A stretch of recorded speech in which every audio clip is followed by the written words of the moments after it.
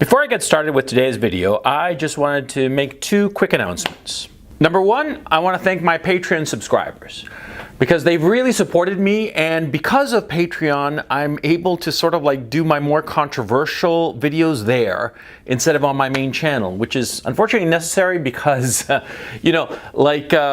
think I'm inches from getting deplatformed from YouTube, okay? Because, they say that crime doesn't pay. Well, on YouTube, the truth doesn't pay. And if you tell too many truths on YouTube, eventually you get the boot. And all my videos are pretty much demonetized, as I've discussed before. And, it kind of sucks. But what really worries me is I think that I'm about to get kicked off permanently from the platform. I hope that that's not true. But, there are little signs and indications that might happen, okay? So if it happens, well, it's been a blast. The second thing I wanted to talk about is that, I'm continuing with the Coach Stream, my live stream about business, finance, and economics, but I'm moving it to midnight on midnight Eastern on Wednesdays, Fridays, and Sunday nights. Yeah, because it's just more practical for me. I thought before I could do it at the earlier time. It was basically 11 a.m. or noonish Eastern time, but that's just not practical anymore because certain things that are happening in my real life. Basically, my kid's ballet lesson is getting in the way.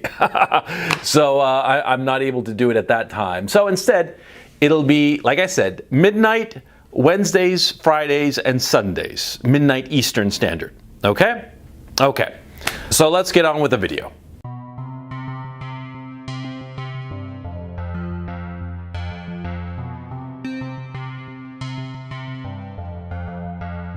We live in really bizarre times, if you get right down to it, because we're living in a time where you have to define who you are. See, in the past, this wasn't the case.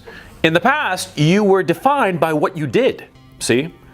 Say your dad was a cobbler, just for the sake of argument. Your dad was a cobbler, so you were going to be a cobbler. Your dad was a locksmith, you were going to be a locksmith. Your dad was a farmer, you were going to be a farmer. And just surviving would create for you an identity, a goal. Survival was enough. Yeah, because one of the advantages of the life that we're living today is that survival is easy. It's quite easy to survive, to just exist. In the past, people starved to death. In the past, if you weren't working your ass off every day, day after day after day, you'd die. And that happened all the time. But now, because survival is not paramount, because we have created this wonderful civilization that allows us to survive with minimal effort, well, what happens is that a lot of people, a lot of young men especially, don't know what to do. They don't know where to aim for. What's their mountaintop? I get these notes all the time. I get these notes like today, as a matter of fact, this morning. I wake up and I have two emails, one from a guy called Lewis and another from a guy called Cole. And they were basically asking the same thing. How are they supposed to live their lives and progress if they don't have anything to aim for? What is their mountaintop? What is their goal? I couldn't tell them, and I can't tell you. Because each person, each man has to figure out his own mountaintop. But I can give you some help in figuring out what that mountaintop will be. Picture the man you would like to be. Picture him in detail. Imagine him in your head. Imagine yourself, you, at age 45, 50, the prime of your life. You've got the experience of the past couple of decades, right? That can help you moving forward. You've got the energy and the drive. You're actually going to be at the peak of your energy and drive when you're like 45, 50. At least that's been my experience in my own case and the experience of my peers, right? You're going to be like all engines going. So imagine the life that you were living at that age, at 45, 50. Picture that man. Who is that man? What does he look like? What are his interests? What are his goals? What are his priorities, most especially? What are the things that matter to him? See, I'm not telling you, picture yourself at 45 and picture all the toys that you're going to have at 45. No. See, what you will discover, I mean, you're a young man now, right? And you don't have any toys. You want to have a Ferrari and you don't have a Ferrari. At best, you have like, Grand Theft Auto or some shit like that, right? Yeah, but you're going to be imagining the toys, like the fancy car or some shit like that when you're older. No, don't imagine that. No. Imagine what activity you'd like to be doing. Imagine what kind of social circle you'd like to have. What kind of friends would you like to have? What kind of family life would you like to have? I mean, imagine it and think of it in the details, in the nitty-gritty. Don't think of like the car that you're going to have or the house that you're going to have or some shit like that. Don't imagine like how many zeros you're going to have in your bank account. No. Think of the human relationships that you are going to have or that you want to have when you're 45, 50, 55, 60. Picture that. Imagine that. See, because I can tell you right now, from the experience of a 51-year-old man, which is what I am, that the human relationships and the experiences you have had with other people are the thing that will be of most value to you in your life. The toys, a fancy car, fancy house, shit like that, yeah, it'll give it like a momentary satisfaction, especially when you're young, especially when you struggle really hard to make it and all of a sudden have a breakthrough and have like a shit ton of money. Yeah, it'll be fun as a signifier of the reward you're getting for all that sacrifice. But after about 5 minutes, you're gonna forget about the toys. Yeah, trust me. Yeah, when I made my first real money, yeah, I bought all kinds of doodads, all kinds of stupid shit. And I thought that they would make me really happy, and they did for about 5 minutes. And then I sort of like forgot about them. And they weren't very important. And now at 51, you guys have seen my studio, right? It's a semi junkyard, but it makes me happy. I could get toys if I wanted to. I could get fancy, flashy clothes if I wanted to. And before, when I was living in London, I had to wear nice clothes for various reasons because of the shit that I was doing, right? But now, I'm relaxed. I'm here in Ukraine, in Kharkov. I'm just, taking it easy, right? And I don't worry about toys. And you won't either. So don't picture toys. Picture those relationships, those human relationships that you want to have. Now, why is it so important to picture yourself in the future like this? To picture this idealization of the man you want to become? Well, because it gives you an aim. It makes you like lift up your gaze and look at the horizon. Look at what's coming at you, okay? Because, see, you are a young guy. You're 20, 25, maybe 30, right? Believe me, the decades between the age you are now and 45, 50, they go by like that. You won't even realize it. It'll be so fucking fast. I mean, in my own case, right? Like I said, I'm 51. Often as not, I think back on the times when I was like 13, 15, as if they were fucking yesterday. It's that fast. You have to understand this. And so it's important for you to lift up your gaze and stop looking at your fucking shoes and start looking forward at the horizon line.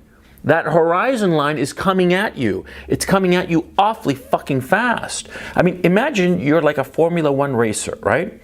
And you're in your car and the curves are coming at you at 200 miles an hour. Oh yeah. They're coming at you and you got to negotiate those curves. You got to turn to the left and turn to the right and, you see what I'm saying? That's life. So you better be picturing where you want to be, or else you're going to wind up in a place where you did not expect at all. See, unfortunately, when I was a young guy, I didn't do this experiment. I didn't do this thing of picturing myself in the future. I wish I had, okay? Because when I was like a kid, when I was like 13, 15, yeah, I had like dreams of being a rock star, but that was just really just imaginings, It was daydreams. It wasn't really like picturing myself in the future. It wasn't realistic. And I wish I'd done that exercise of picturing myself with all my flaws and all of my virtues, but older. An older man who hopefully has been able to control or at least manage and downplay his defects and is able to, raise up his virtues and accentuate those virtues, those qualities, right? I mean, that's what you want to be when you're older, right? I wish I'd done this exercise when I was young, but I didn't. I was very foolish, and at the same time I didn't have anybody to tell me to do this, right? Had I had somebody to tell me to do this exercise of picturing myself in the future, I probably would have made a lot of different decisions, important decisions in my life. Important decisions that I made stupidly and foolishly, and they were the wrong decisions. As I've said many times on the series of videos that I'm doing, it is just a matter of luck that I landed on my feet at this age of 51. Because I made a lot of stupid decisions in my time. And the fact that I'm on my feet and things are looking, A-okay, I wish I could say that it was just foresight, but it wasn't. It was dumb luck. Do you want your future fortune to be based on luck? On just the spin of the wheel? Yeah, you ever gone to Vegas, to the roulette table? They spin that wheel, right? And it's got what? It's got 36 numbers and 0 and 00. That means that if you bet on any given number, the chances are 1 is success and 37 is failure. Those are the odds, in Vegas at least. And frankly, I think that the odds in Vegas are probably better than the odds at life. If you're not looking at the horizon, imagining yourself and where you want to be in your business, in your family life, in your social life, in all of the important aspects of your existence, if you're not picturing where you want to be, then fate, destiny, call it what you will, it's just going to be this wave that carries you. It's going to carry you, and you're going to be the surfer who's going without direction, and you might wind up lucky and land on this perfect sandy beach the way I did, and it was luck. Or you could wind up crashing against the shoals. Yeah, I mean, just your board shattered to smithereens, and you battered and bruised, and much more importantly, broke and alone and with no friends and nothing in your life. Is that what you want?